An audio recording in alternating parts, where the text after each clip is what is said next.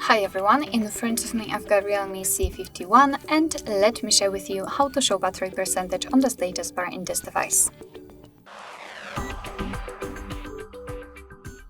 So if you've got only the battery indicator and you want to see the exact percentage of the usage of the battery, you have to simply enter the settings and then find the battery. As you can see, it will be on the 5th position from the top. So let's tap, and as you can see, we've got this option battery percentage. So simply tap on the switcher and immediately next to the battery icon we'll have the exact percentage of the usage of the battery. Unfortunately, this is the only configuration we can use, so we can display it only next to the battery icon. We do not have any other options to choose from. But that's okay, at least the percentage is visible. Of course, you can turn it off the same way, it's up to you. Alright, so that will be all. Thank you so much for watching. I hope that this video was helpful, and if it was, please hit the subscribe button and leave the thumbs up.